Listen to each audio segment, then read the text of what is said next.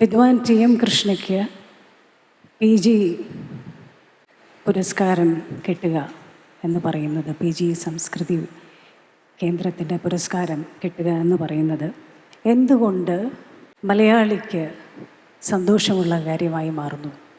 കല എന്നത് ആസ്വദിക്കാനുള്ള ഒരു സുന്ദര രൂപം മാത്രമാണോ എന്നുള്ള ചോദ്യം ഒരു കലാകാരി എന്നുള്ള നിലയ്ക്ക് ഞാനെപ്പോഴും സ്വയം ചോദിക്കാറുള്ളതാണ്. എല്ലാ വ്യത്യാസങ്ങളെയും വ്യതിയാനങ്ങളെയും ആദ്യം എതിർക്കുക, പിന്നെ അതിനെ ഒഴിവാക്കാൻ നോക്കുക, പിന്നെ അതിനെ കുറേശ്ശെ അംഗീകരിച്ച് തുടങ്ങുക, പിന്നെ അതിനോടൊപ്പം നിൽക്കുക. ഇതാണ് പൊതുവേ ഒരു ആസ്വാദക പക്ഷത്തിൻ്റെ നിലപാടായിട്ട് എനിക്ക് തോന്നിയിട്ടുള്ളത്. പ്രത്യേകിച്ച് ക്ലാസിക്കൽ നൃത്തവും ക്ലാസിക്കൽ സംഗീതവും, ശാസ്ത്രീയ നൃത്തവും ശാസ്ത്രീയ സംഗീതവും ആസ്വദിക്കുന്നു എന്ന് പറയുന്ന ഒരു വലിയ വിഭാഗം. അങ്ങനെയാണ് പലപ്പോഴും സംഗീതജ്ഞരെ, നർത്തകരെ ഒക്കെ കാണുക. മലയാളികളെ സംബന്ധിച്ചിടത്തോളം പൊതുവെ എല്ലാ നല്ല മാറ്റങ്ങളെയും അവർ ഉള്ളുകൊണ്ടെടുക്കാറുണ്ട്. നല്ല മാറ്റങ്ങൾ എന്ന് എടുത്തു പറയേണ്ട ആവശ്യം ഉണ്ട്. മാറ്റങ്ങൾ പലതുണ്ട്. എങ്ങനെയാണ് ഒരു വ്യക്തി ഒരു സംഗീതജ്ഞൻ എന്ന നിലയിൽ മാറി ചിന്തിക്കുന്നത്? സംഗീതത്തിൽ മാറ്റം വരുത്തിക്കൊണ്ടാണോ? അതോ സംഗീതത്തിൻ്റെ അകം ഒരു മാറ്റത്തിന് വിധേയമാക്കിക്കൊണ്ടാണോ? അതോ പറയാനുള്ളത് സംഗീതത്തിലൂടെ പറഞ്ഞുകൊണ്ടാണോ? അതോ സംഗീതത്തിൻ്റെ ചില പദ്ധതികളെയും ചില ശീലങ്ങളെയും കേൾവി ശീലങ്ങളെയും ഒക്കെ മാറ്റി സ്ഥാപിച്ചുകൊണ്ടാണോ? ഇങ്ങനെയൊക്കെ ചിന്തിക്കാൻ പ്രാപ്തരായ പ്രഗത്ഭരായ മലയാളികളുടെ സദസ്സിന് മുന്നിൽ ടി എം കൃഷ്ണയെ രണ്ട് കൈയും നീട്ടി സ്വീകരിക്കുമ്പോൾ, അല്ലെങ്കിൽ അവർ രണ്ട് കൈയും നീട്ടി സ്വീകരിക്കുമ്പോൾ, അതൊരു കലാകാരി എന്നുള്ള നിലയ്ക്ക് വലിയ മാറ്റങ്ങൾക്ക് തുടക്കമിടുകയാണ്. നമ്മൾ നേരത്തെ തുടങ്ങിക്കഴിഞ്ഞു, ഒരു തുടർച്ചയാണ്. എന്തുകൊണ്ട് PGയുടെ പേരിലുള്ള ഈ പുരസ്കാരം കൃഷ്ണയ്ക്ക് കിട്ടുമ്പോൾ അതിന് കൂടുതൽ പ്രത്യേകത ഉണ്ടാകുന്നു എന്ന് വെച്ചാൽ, എൻ്റെ അച്ഛനെ ഞാനൊന്ന് കോട്ട് ചെയ്യുകയാണ്. ഞാൻ PGയുമായിട്ട് എനിക്ക് വ്യക്തിപരമായ ഒരു അടുപ്പമോ ഒന്നും ഉണ്ടായിട്ടില്ല. പക്ഷേ എൻ്റെ അച്ഛനൊരു കമ്മ്യൂണിസ്റ്റാണ്. അച്ഛൻ എപ്പോഴും പറയുമായിരുന്നു PGയെക്കുറിച്ച്. പറയുന്ന കാര്യങ്ങൾക്കനുസരിച്ചാണ് ജീവിച്ചിട്ടുള്ളത്. ഐഡിയോളജി എന്ന് പറയുന്നത്, ideology for him was never ideology or progressiveness was never a word worn like an overcoat above the layers of dresses. അങ്ങനെയായിരുന്നില്ല അദ്ദേഹത്തിന് ഒരിക്കലും. പറഞ്ഞ കാര്യങ്ങൾ പ്രവർത്തിച്ചിരുന്ന, പറഞ്ഞ കാര്യങ്ങളെ സാധൂകരിക്കാനുള്ള അറിവിനെ ആർജിച്ച, ആ അറിവിനെ സമൂഹത്തിൽ പങ്കുവച്ച, ആ അറിവിനനുസരിച്ച് ആണ് ഞാൻ ജീവിക്കുന്നത് എന്ന് ഉറപ്പ് വരുത്തിയ ഒരു വ്യക്തിയായിരുന്നു PG. അതത്ര എളുപ്പമുള്ള കാര്യമല്ല. ഒരു മനുഷ്യന് ഐഡിയോളജി ഉണ്ടാവുക, ആ ഐഡിയോളജിയെ സൗകര്യപൂർവ്വം സൗകര്യത്തിനനുസരിച്ച് മാറി ഐഡിയോളജിയുടെ അപ്പുറത്തും ഇപ്പുറത്തും നിൽക്കുക എന്നുള്ളതൊക്കെ മാറി എന്താണോ ഐഡിയോളജി അതുതന്നെയാണ് ജീവിതം എന്ന് ഉറപ്പാക്കുക. അത് വളരെ കുറച്ച് മനുഷ്യർക്ക് മാത്രം സാധിക്കുന്ന കാര്യം. ശ്രീ ടി എം കൃഷ്ണയും അതിൽ നിന്ന് വിഭിന്നനല്ല.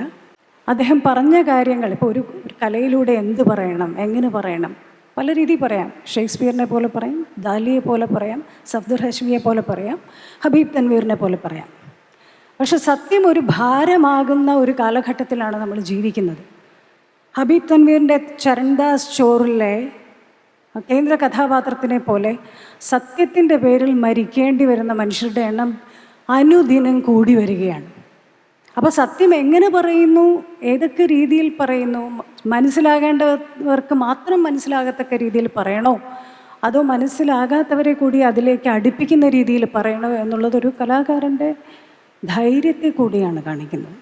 ടി എം കൃഷ്ണ തൻ്റെ സംഗീതത്തിലൂടെ സംഗീതത്തിൻ്റെ ചില വഴികളെ വാക്കിലൂടെ അല്ല അദ്ദേഹം ചോദ്യം ചെയ്തത്. അദ്ദേഹത്തിൻ്റെ സംഗീത വഴികളിൽ സംഗീതത്തിൻ്റെ സാഹിത്യത്തിലൂടെ, ഏത് സാഹിത്യമായിരിക്കണം സംഗീതത്തിനുണ്ടാവേണ്ടത്, ഏത് വാക്കുകളിലൂടെ മാത്രമേ സംഗീതം കേൾക്കാവൂ എന്നുള്ളതിനെയാണ് അദ്ദേഹം ചോദ്യം ചെയ്തത്. മലയാള കവിതകൾ, ശ്രീനാരായണ ഗുരുവിൻ്റെ കൃതികൾ, ഇങ്ങനെ എത്ര സംഗീത അനുഭവങ്ങളാണ് അദ്ദേഹം നമുക്ക് തന്നത്.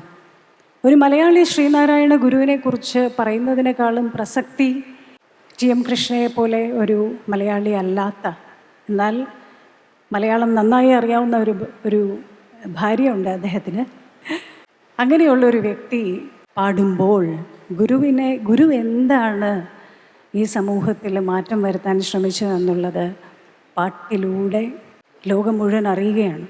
എങ്ങനെയാണ് ഒരാൾക്ക് പ്രസക്തി വരുന്നത്, ഏത് കാലത്തിലാണ് പ്രസക്തി വരുന്നത്? ഗുരുവിനുള്ള പ്രസക്തി അക്കാലത്തും ഉണ്ടായിരുന്നു, പിൽക്കാലത്ത് വർദ്ധിച്ചു. അതുപോലെ കലയിൽ മാറ്റം വരുത്തുന്ന, മാറ്റങ്ങൾക്ക് വിധേയയാകാൻ സ്വയം തയ്യാറാകുന്ന കലാപ്രവർത്തകർ ഉള്ളപ്പോൾ അവരുടെ പ്രസക്തി ഇന്നല്ലെങ്കിൽ നാളെ തിരിച്ചറിഞ്ഞേ പറ്റൂ, ലോകം അംഗീകരിച്ചേ പറ്റൂ. മദിരാശിയിലെ വളരെ സങ്കുചിതമായ മനസ്ഥിതിയുള്ള കുറേ മനുഷ്യരുടെ ഇടയിൽ ഒരു പാട്ടുകാരൻ ഇതുപോലെ പരീക്ഷണങ്ങൾ നടത്തുമ്പോൾ എന്തൊക്കെയായിരിക്കും ഫേസ് ചെയ്യേണ്ടി വരിക, എന്തൊക്കെയാണ് നേരിടേണ്ടി വരിക? ആദ്യം പറയും, ഒരുപക്ഷെ ഒരു കാലത്ത് ഡോക്ടർ M ബാലമുരളി കൃഷ്ണയെ പോലുള്ളവർ അനുഭവിച്ചാണ്, ഇതെന്ത് പാട്ട്, ഇത് ഹിന്ദുസ്ഥാനിയാണോ, അതോ ഇത് കർണാടക സംഗീതമാണോ, ഇതെല്ലാം കൂടെ ചേർത്തൊരു അവിയൽ പരുവമാണല്ലോ, എന്തൊക്കെയോ പാടുന്നു എന്ന് പറഞ്ഞിരുന്ന ഒരു പ്രബുദ്ധ ആസ്വാദക വൃന്ദം തമിഴ്നാട്ടിലുണ്ടായിരുന്നു. അത് മാറി പിന്നെ ഡോക്ടർ M ബാലമുരളി കൃഷ്ണയുടെ ഒരു പ്രാഗൽഭ്യത്തെയും അദ്ദേഹത്തിൻ്റെ വൈശിഷ്ട്യത്തെയും തിരിച്ചറിഞ്ഞൊരു ആസ്വാദക സമൂഹവും പിന്നുണ്ടായി. അതുപോലെ മലയാളത്തിൽ പാടിയാൽ രാഗം അതിനകത്തിരിക്കില്ലേ? ഒരു മലയാള കൃതി എടുത്ത് അതിൽ നിരവൽ പാടിയാൽ, അതിന് സ്വരപ്രസ്ഥാരം നടത്തിയാൽ ആ രാഗം അതിൽ നിന്ന് ചോർന്നു പോകുമോ? അങ്ങനെയുണ്ടോ? ഒരു മലയാള കൃതി ഭരതനാട്യത്തിൽ ചെയ്താൽ ഭരതനാട്യം ചോർന്നു പോവുമോ? ഒരു കാലത്ത് സാമുവൽ ബെക്കറ്റൊക്കെ നേരിട്ടിരുന്ന ഒരു പ്രശ്നം ഇതാണെന്ന് തോന്നുന്നു. വളരെ ലളിതമായിട്ടൊരു കാര്യത്തിനെ പറയലാണ് ഏറ്റവും പ്രയാസം. അത് ഭാഷയായിക്കോട്ടെ, സംഗീതമായിക്കോട്ടെ, നൃത്തമായിക്കോട്ടെ, അത് നിങ്ങളുടെ മനസ്സിൽ തൊടുന്നോ, നിങ്ങൾക്ക് മനസ്സിലാകുന്നോ, എന്നാൽ ആ പണി കലാകാരനെ സംബന്ധിച്ചിടത്തോളം എളുപ്പമല്ല. അതിൽ കുറേ കൂടി അധ്വാനം വേണ്ടി വരും, കുറേ കൂടി കാഴ്ച വേണ്ടി വരും, കുറച്ചും കൂടി ദർശനം വേണ്ടി വരും.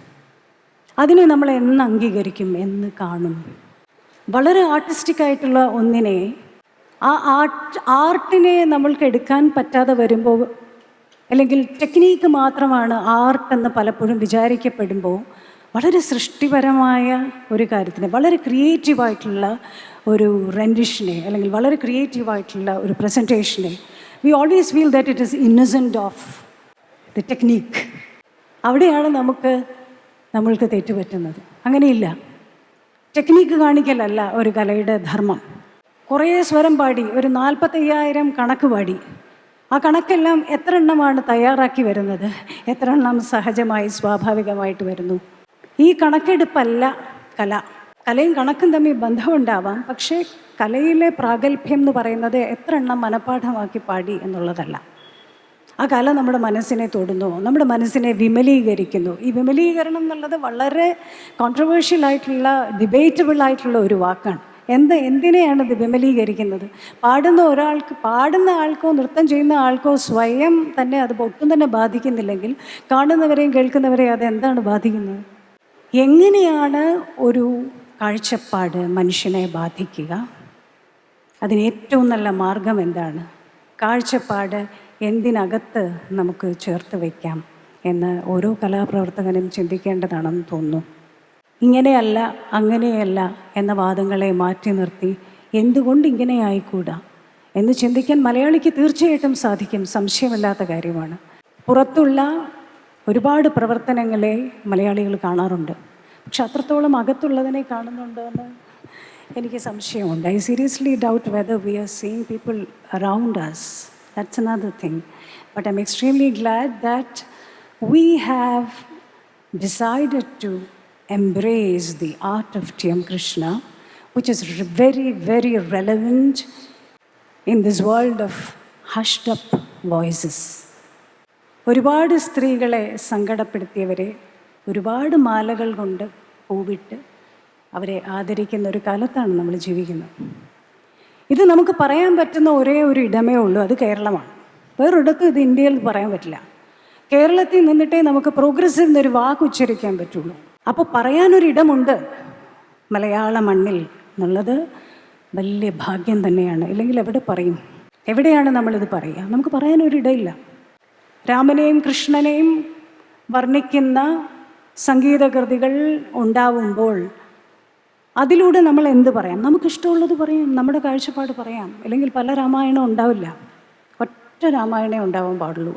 ഒറ്റ പെർസ്പെക്റ്റീവിലുള്ള രാമായണമേ ഉണ്ടാവുള്ളൂ. പലതെങ്ങനെ ഉണ്ടായി? പല കാഴ്ചപ്പാടുള്ളത് കൊണ്ടാണ്. ഈ പല കാഴ്ചപ്പാടിനെ എടുക്കാൻ കുറച്ച് അഹങ്കാരത്തോടെ തന്നെ പറയാം, മലയാളിക്കേ പറ്റും. ആ മലയാളിയുടെ നടുവിലേക്ക് ശ്രീ ടി എം കൃഷ്ണ വീണ്ടും വീണ്ടും വരണം എന്നാണ് ആഗ്രഹിക്കുന്നത്. അദ്ദേഹത്തിന് മലയാളം അറിയാം അല്ലേ സംഗീത? മലയാളം അറിയാം, കേട്ടാൽ മനസ്സിലാവും, കുറച്ച് എല്ലാം മനസ്സിലാവും. അതായത് of course I know that Sangeetha is a friend. അപ്പോൾ അറിയാവുന്നതാണ്. പക്ഷേ എത്രത്തോളം അദ്ദേഹത്തിന് മലയാളം അറിയാമെന്ന് എനിക്കറിയില്ലായിരുന്നു. പക്ഷേ അതിൻ്റെ അല്ല, മലയാളം അറിയലും തമിഴ് അറിയലും ഒന്നുമല്ല. അദ്ദേഹത്തിൻ്റെ സംഗീതത്തിൻ്റെ ഭാഷ നമുക്കൊക്കെ അറിയാം. അദ്ദേഹത്തിൻ്റെ സംഗീതത്തിലൂടെ പ്രവഹിക്കുന്ന ഒരു സ്നേഹത്തിൻ്റെ ഭാഷ നമുക്കറിയാം. ഈ സ്നേഹത്തിന് മാത്രമേ മനുഷ്യനെ മാറ്റാൻ പറ്റൂ, വേറെ ഒരു ബഹളത്തിനും മാറ്റാൻ പറ്റില്ല. അപ്പോൾ ഇന്നിവിടെ കൂടിയിരിക്കുന്നവർ പല കാഴ്ചപ്പാടുള്ളവരായിരിക്കും. ചിലർ കൃഷ്ണ എന്താണ് പറയുന്നത് എന്ന് കേൾക്കാൻ വന്നവരായിരിക്കാം, ചിലർ അദ്ദേഹത്തിൻ്റെ സംഗീതം കേൾക്കാൻ വന്നവരായിരിക്കാം.